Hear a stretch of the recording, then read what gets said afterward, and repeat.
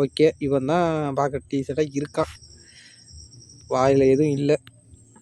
பன்னு பர்கர்னு கடிச்சிக்கிட்டு இருப்பானுங்க, அதெல்லாம் எதுவும் இல்லாமல் நார்மலாக இருக்கான். அவனையே பிக் பண்ணிக்கலாம். எங்கே இருக்கான்னு தெரியலை. ஓகே, பக்கத்தில் தான் இருக்கான். வண்டியை வேறு ஏன்டா ஹீட் அதிகம் ஏற்றுனது. ஓகே, வாங்க வாங்க. யாரா அவன் ஸ்பைக்குக்கு மட்டும் கரெக்டாக ஹெட்ஃபோன் மாட்டுறதுக்கு ஸ்பைக்கில் மட்டும் தனியாக வெட்டி வச்சுருக்கான். பார்த்தீங்களா? இருங்க, அது காதல் கலட்டினா தெரியும். என்னடா அது இப்போ கரெக்டாக இருக்குது. மண்டை ஹெட்ஃபோன் போட்டதுக்கப்புறம் பாதியாக இருந்தது. இது கழட்டும் போது இப்போ வந்து ஸ்பைக்கு தெளிவாக இருக்குது.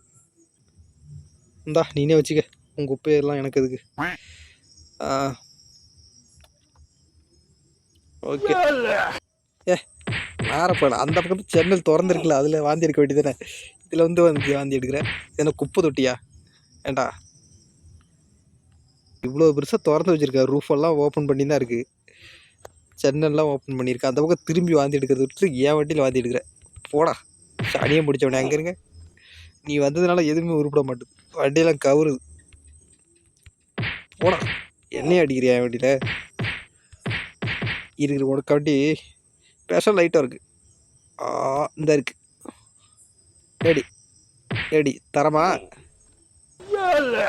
அடச்சை நேரப்பா, ஒன்றா வண்டியிலே வச்சிருக்க கூடாது. ஒன்றை கிளப்பி விட்ருவோம் பாருங்க.